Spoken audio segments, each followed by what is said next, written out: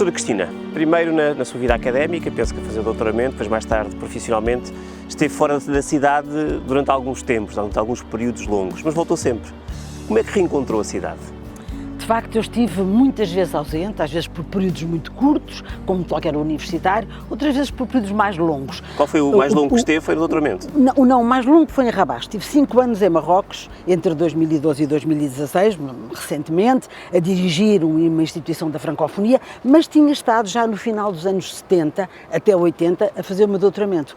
E, de facto, se pensar, mas regressei sempre, com muita alegria, com muita vontade, com muita saudade, sempre com grandes expectativas. Nunca pensou não voltar? Nunca pensei em não voltar, embora esteja sempre a pensar em voltar a sair. Exato. Voltar a sair é sempre um objetivo, porque eu acho que faz bem sair e trazer, de facto, um olhar novo. Agora, tenho encontrado, e sempre encontrei na cidade, grandes transformações, sempre positivas, transformações urbanísticas, ecológicas, culturais, mas é verdade que, para além daquilo que nós vemos, e aqui neste espaço onde estamos, o que vemos é magnífico, vemos uma Coimbra do Rio e da Universidade, uma Coimbra espantosa, mas para além disso há uma Coimbra invisível, há tudo aquilo que não é patente imediatamente ao olhar, o que se passa em espaços como a Ave Casa, como a fábrica e outros locais, não queria estar a referir muitos, até porque ficam sempre outros de fora e é sempre complicado referir uns e não referir outros, mas espaços de cultura, de criatividade e que têm dado uma dinâmica à cidade, que têm trazido para a cidade uma reflexão e uma componente cultural muitíssimo importante. Nem sempre é perceptível por toda a gente, e nem sempre esses espaços são E daí o perceptíveis. clichê de que em Coimbra se passa Daí pouco. as imagens, daí a imagem, porque uma coisa é a realidade objetiva, outra coisa são as imagens que se constroem de dentro e de fora, porque há uma imagem de Coimbra positiva de fora, mas também há uma imagem negativa, a Coimbra parada, imobilizada no tempo, e nós também temos imagens fixas, imobilizadas, temos clichês que de certa maneira vamos desenvolvendo, ou pelo menos não os combatemos, e é necessário combatê-los. E um dos clichês é de Coimbra vive sempre muito à sombra da sua universidade. Sim. É um clichê ou não? É um clichê, é um clichê que neste momento eu penso que não tem razão de ser. Já houve tempos em que sim, em que a Torre de Marfim dominava a cidade, aliás, não é por acaso que há o quarto hora académico e que há essa como na Montanha Mágica de Thomas Mann, não é? Em que a hora da montanha não é a hora da cidade, aqui também há um decalagem entre a hora da cidade e a hora da universidade, mas eu penso que isso hoje não é assim, já foi assim talvez, hoje há um esforço muitíssimo grande, quer da universidade, quer da cidade, em criar sinergias, em trabalhar em conjunto, em colaborar para benefício da cidade, a vários níveis. Posso dar o exemplo do IPN, que é um deles. Posso referir a criação dos campos internacionais das cidades universitárias, EC2U, de que Coimbra pertence a um desses campos, com a Universidade de Salamanca, com Pádua, Turco, e Poitiers, e em que a Câmara participa também. Portanto, eu penso que há, de facto, neste momento, um trabalho em conjunto e não é à sombra da Torre de Marfim que nós A universidade, que foi candidata a reitora, Fui. Como é que vê a universidade desde esse tempo até agora? Não falo das pessoas, da universidade em si. A universidade tem seguido o seu curso e tem-se adaptando às exigências que são as exigências atuais do desenvolvimento e da inovação. Eu estou a empregar esta palavra inovação, havemos de voltar a ela porque, enfim, é uma palavra importante hoje no vocabulário do desenvolvimento tecnológico e da universidade. E, portanto, esse percurso, não sei se teria sido aquele que eu teria eventualmente. É uma universidade global hoje, consegue ser? É uma universidade global, é uma universidade internacional. Eu acho que a internacionalização na Universidade de Coimbra tem sido sempre uma preocupação muito grande de todos os reitorados. Tornar a Universidade internacional, o seu corpo docente, os seus estudantes, a mobilidade em geral, as redes universitárias, desde o Coimbra Group, fundada em 85, que foi realmente um primeiro passo excepcional para a internacionalização da universidade, mas aquilo que eu acho é que, e creio que a universidade consegue fazer isso, vem conseguindo ao longo dos tempos fazer isso. Eu julgo mais importante uma internacionalização, digamos, seletiva, orientada para determinados objetivos, para uma identidade da cidade, para valores, sei lá, por exemplo, apostar na Europa, apostar no Mediterrâneo, apostar na lusofonia, do que simplesmente uma corrida ao internacional, uma corrida desenfreada que leva a Está a ser feito com critério, portanto. É preciso critério e eu penso que tem havido critério, e não provavelmente uma abertura, uma corrida desenfreada, apenas porque é internacional, vamos trazer ou vamos ir, digamos assim. Capital da Cultura, teve um papel importante na candidatura. Quais são os principais, se conseguir resumir, quais eram as principais propostas da candidatura de Coimbra? É um bocadinho difícil responder essa pergunta assim, porque temos umas 20 páginas com aquilo a que a candidatura chama conteúdo artístico e cultural, são umas 20 páginas de propostas. Propostas de projetos, de iniciativas, de ações, de rumos, portanto... Foi a preparar isso que deu conta desses sítios todos que há pouco me falava da cidade? Também, porque o que eu acho é que a nossa candidatura é, digamos, uma síntese dinâmica da cidade de Coimbra, feita a partir de uma auscultação e da visita. Nós auscultámos ouvimos centenas, se não milhares de pessoas em Coimbra e em toda a região da CIM, percorremos a cidade, os espaços mais variados, dos mais imponentes aos mais subterrâneos, como eu disse há pouco, aos mais invisíveis, e isso deu-nos uma imagem da cidade, deu-nos um saber, uma experiência, um conhecimento que está plasmado no livro da candidatura. E para, enfim, um exemplo do que poderia ser, de facto, os projetos mais emblemáticos, nós procuramos, na candidatura, sempre ver a cidade como uma cidade múltipla e na sua totalidade. Não privilegiar um aspecto ou outro da cidade, vê-la como um todo, como uma dinâmica múltipla e entrelaçada. E daí que tínhamos trabalhado em 5 áreas fundamentais. Uma delas a partir do rio, toda a zona ribeirinha, o que chamamos de invenção de um rio, e que tem a ver com a construção da cidade a partir do rio, com toda a ecologia, o desenvolvimento de uma zona especial da cidade.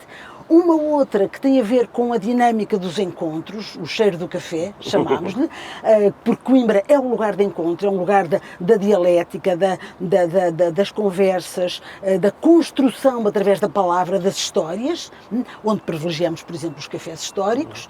Uma outra que chamamos partículas elementares. Partículas elementares é tudo o que tem a ver com o património, com os livros e com as pedras, e aí há toda a revalorização, a requalificação patrimonial tão necessária em Coimbra, que tem sido feita, claro, desde que somos património da Unesco.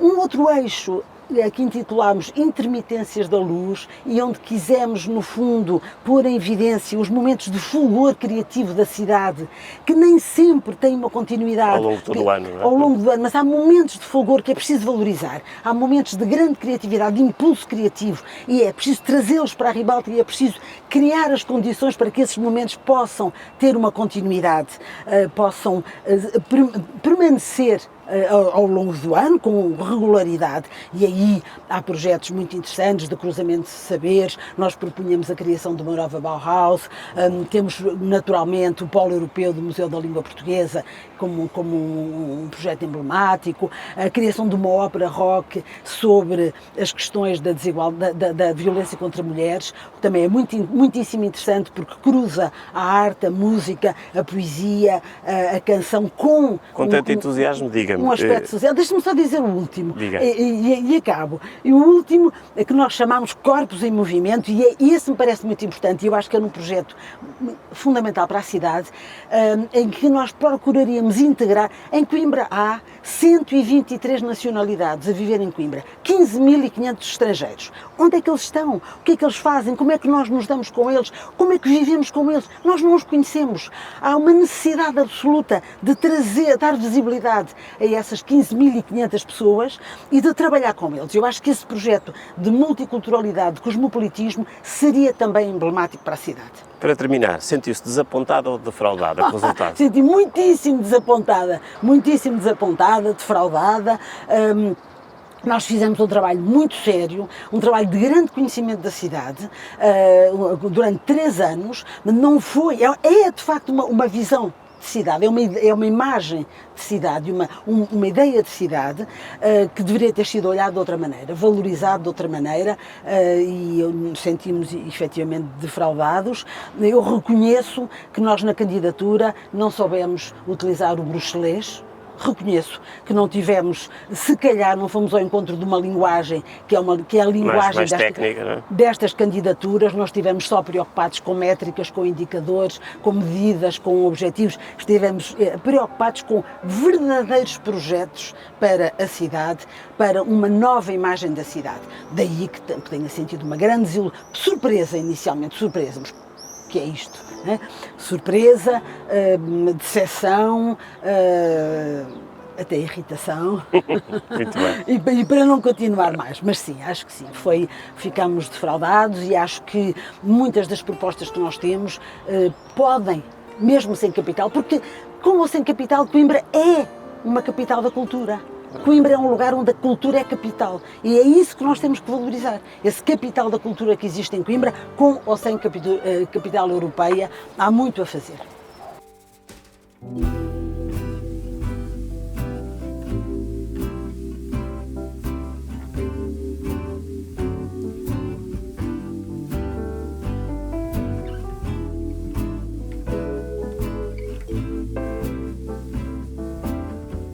Professora Cristina, estamos aqui na Casa da Escrita, ao pé dos seus livros, de alguns dos seus livros, já são cerca de 20, não é? Quando é que começou esta paixão pela escrita? Foi jovem, algum professor, foi uma questão familiar? Sim, julgo que desde sempre. Logo à partida, um ambiente familiar, de facto. Eu sempre fui muito estimulada em casa, os meus pais eram grandes leitores e, enfim, nós conversávamos e discutíamos sobre livros.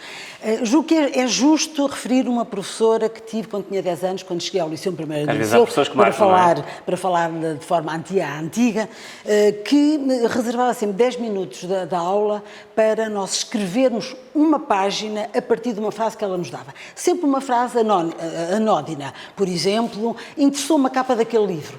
Esta manhã não vai chover. E a partir daí nós tínhamos que fazer um texto. E ela recolhia aleatoriamente as composições e isso me estimulou muito para escrever. E foi o início da minha escrita.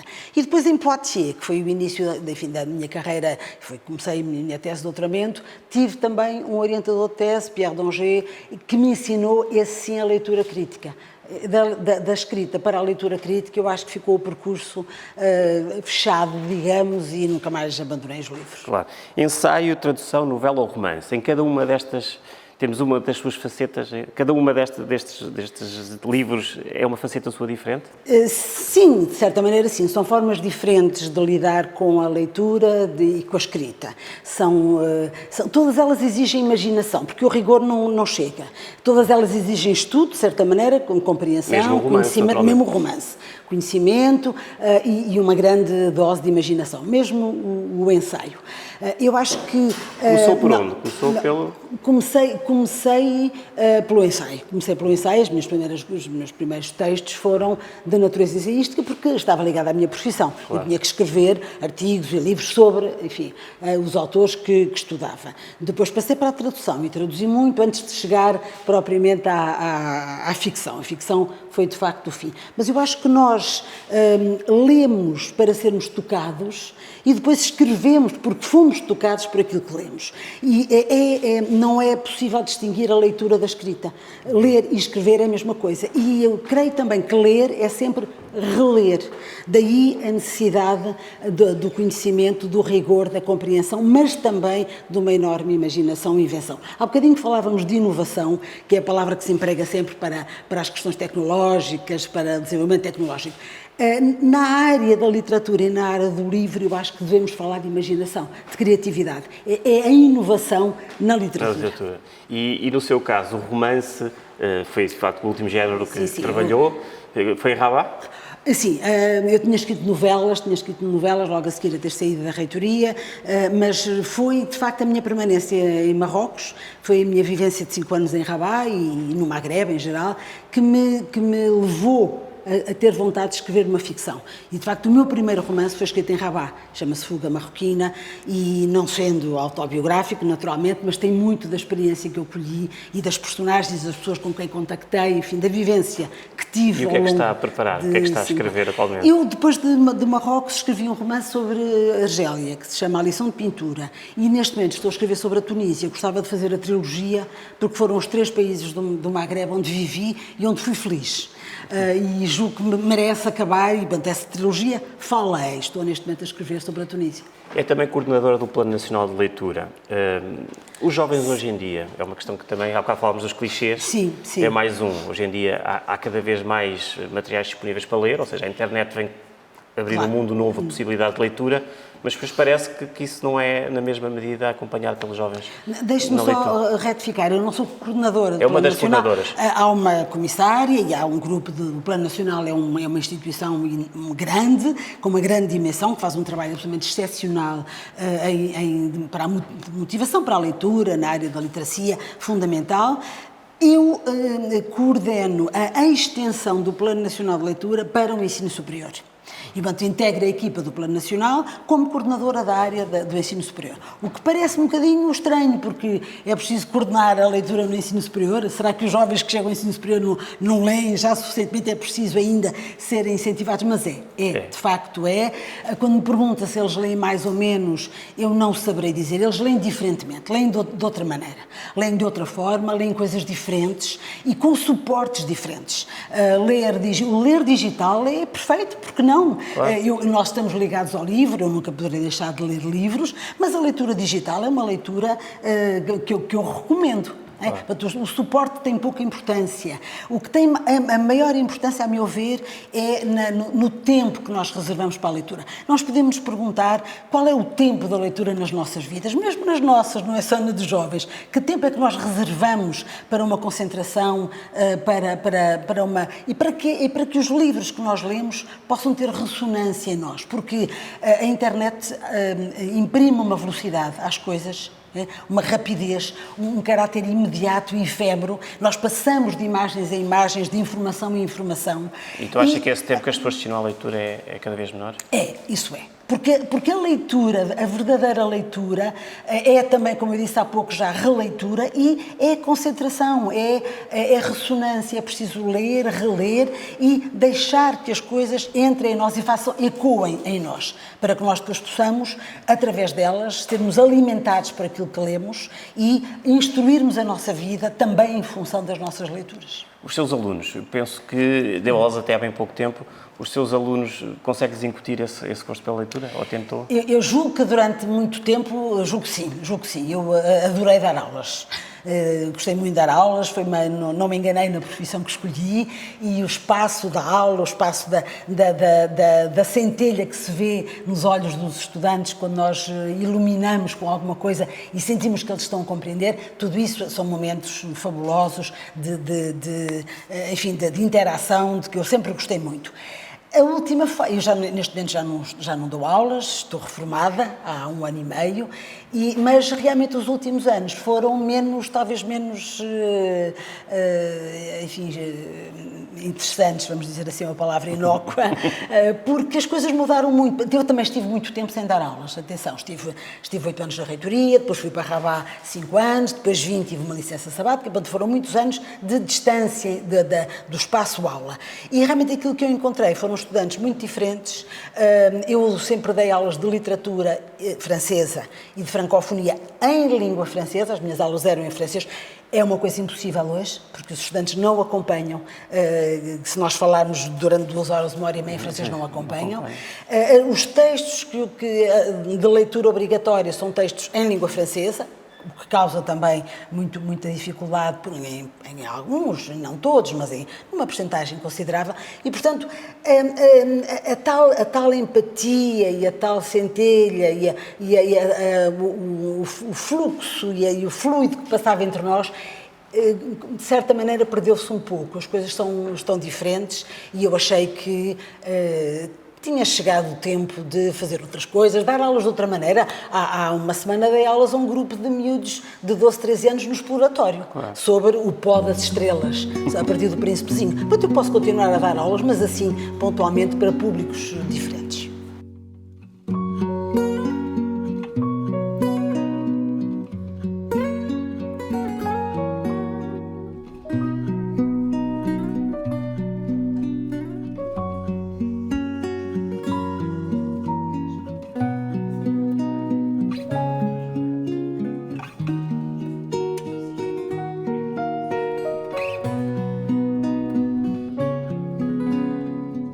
Alors, maintenant nous sommes à l'Alliance Française. Nous sommes à l'Alliance Française, qui nous accueille. Oui. Frequentou a Alliance Française? Sim, frequentei a Aliança Francesa há 60 anos. E o francês na sua vida foi por aqui que começou ou já tinha começado antes? Não, já tinha começado antes. O francês esteve sempre ligado à minha vida. Os meus pais eram muito francófonos, estavam muito ligados à França e eu tive uma paixão, assim, uma paixão desde a infância até hoje, que é a paixão por Jacques Brel. E eu acho que a minha primeira entrada na francofonia, na língua francesa, foi Jacques Brel, que eu ouvia de manhã à noite. Houve uma fase muito forte da canção francesa e Jacques Brel era, de facto, importante. A Aliança foi um contributo fundamental, os meus anos na Aliança foram muito importantes, fiz aqui o curso e depois fiquei sempre ligada à Aliança. E como é que se consegue, de repente, ter a Legião d'Honneur, a Legião de Honra, é uma distinção que normalmente até é só atribuída a franceses, não é? Sim, também há estrangeiros que têm a Legião de Honra, mas eu penso que é um reconhecimento do trabalho feito em prol da cultura francesa. Não é possível compreender a cultura portuguesa sem a cultura francesa e, portanto, há uma necessidade muito grande de cada vez mais promovermos a língua francesa em Portugal e o acesso à cultura francesa, e penso que foi uma forma também de, enfim, premiar o esforço que tem sido feito, a minha dedicação, a minha militância, não só em Portugal e nos estudos franceses, mas também no meu trabalho no Magreb, que foi em prol da francofonia. E a francofonia, este espaço francófono, o francês tem vindo a perder caminho para outras línguas ao longo dos anos, ou acha que não? Acho que sim. Acho que o francês tem perdido, não só o francês, que muitas outras línguas, e neste momento nós estamos num mundo de uma língua só, de uma língua franca, que é muito redutor, não é? Que é muito redutor, muitíssimo redutor. E como quando nós falamos em aprender francês, nós dizemos sempre que a francofonia é acolhedora. Falar francês, falar italiano, espanhol e muitas outras línguas, é preciso a diversidade das línguas. Há bocadinho falávamos da multiculturalidade de Coimbra e, de facto, é no concerto da diversidade, no concerto das línguas, que nós nos entendemos. E o francês é hoje ainda, sempre foi, ainda é cada vez mais uma língua da diplomacia, vemos cotidianamente, sabemos que assim é uma língua que cada vez mais também é uma língua científica e nós estamos a tentar o mais possível que a francofonia tenha essa dimensão e que não seja só, que de repente a ciência não passe só a falar inglês. Há uma francofonia científica que nós queremos valorizar e depois é a língua que faz a diferença. A língua, em Portugal, neste momento, há dezenas de empresas sediadas, empresas francesas, que precisam de funcionários, de quadros, de gente a trabalhar.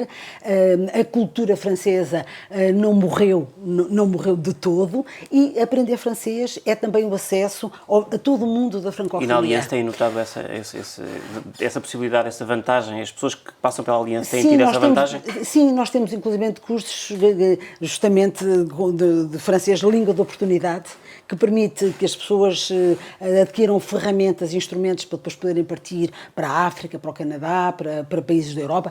É, como há bocadinho dizíamos, falada como primeira língua em 4 países da Europa, e países ricos, países fornecedores, digamos, de emprego. Portanto, enfim, o turismo também. O turismo, e temos uma comunidade francesa muitíssimo importante em Portugal. Nós estamos aqui também neste momento consulado, desde que o Consulado-Geral do Porto encerrou, somos agência consular e temos alguns milhares de franceses ou portugueses, enfim, que têm dupla nacionalidade, instalados na região centro, que vêm aqui à procura também de um porto de abrigo, à procura de uma pequena embaixada, à procura de um lugar de convívio, de troca de valores, que é aquilo que se faz muito aqui na Aliança. Podemos comparar entre a francofonia e a lusofonia O português até chega a ser mais falado que o francês no mundo.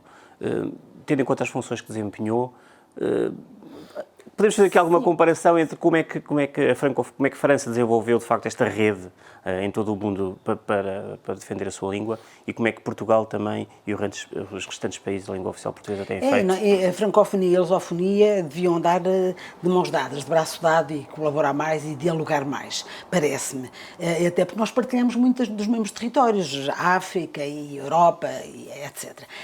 Não, há muitos esforços e muitas coisas feitas em prol da lusofonia, ou das lusofonias, é evidente, não é? O Instituto Camões tem trabalho feito, o Observatório da Língua Portuguesa. Também há uma rede de universidades, não é? Exatamente, depois há a ULP, e aliás até neste momento é Coimbra, a Universidade de Coimbra, que preside a Associação das Universidades de Língua Portuguesa, e portanto vai com certeza dar um grande impulso e uma expansão, vai permitir uma grande expansão.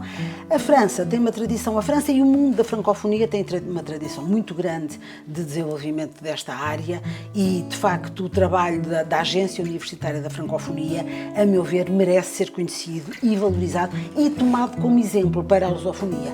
A Agência Universitária é no fundo, uma rede de 1.100 universidades no mundo todo, não apenas no mundo francófono, mas em todo o mundo, que desenvolve projetos em todas as áreas. Nós vamos ter em Coimbra uma antena, vamos chamar assim, não é um gabinete, mas vamos criar uma antena a partir do mês de setembro para começar a dinamizar esta área no ensino superior, e o trabalho feito pela agência universitária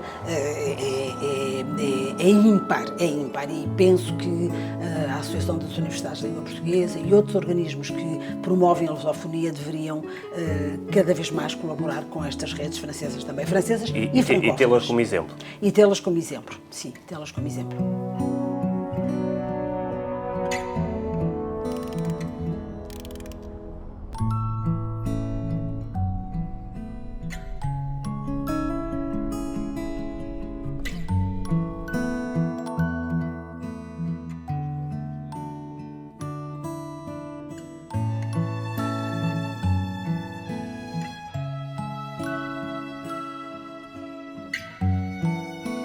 Uma pergunta que gostava de fazer tem a ver com as motivações mais profundas. O que é que faz lutar por tantos projetos? Quais são as motivações mais profundas que estão por trás desta história, da sua história?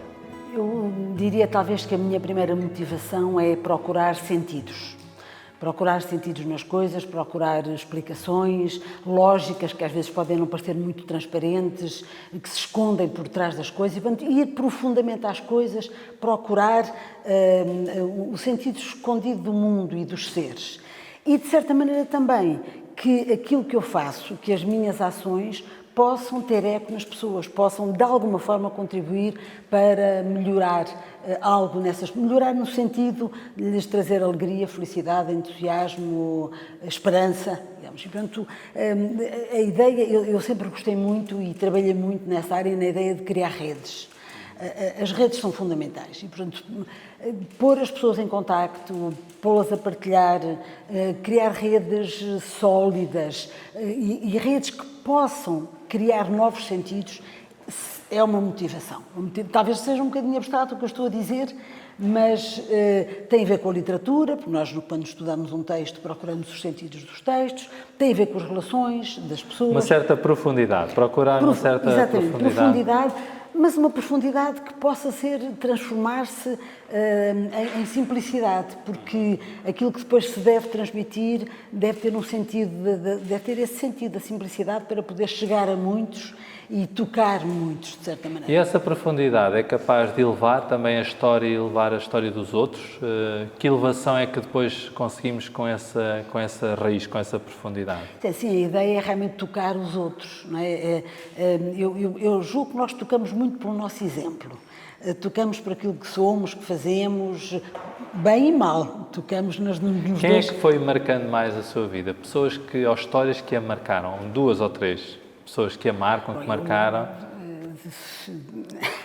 Posso falar do Padre Mário Branco, por exemplo, porque, enfim, poderia falar dos meus pais, naturalmente, e de algumas pessoas, mas o Padre Mário Branco talvez seja uma boa referência. Eu estive aqui com ele há quase 60 anos, em grupos de reflexão, quando era jovem, em que ele nos punha a refletir sobre o que é a fé, numa altura em que para nós não só a fé tinha um sentido muito abstrato, mas era também difícil de entender, de conceptualizar, de incluir nas nossas vidas.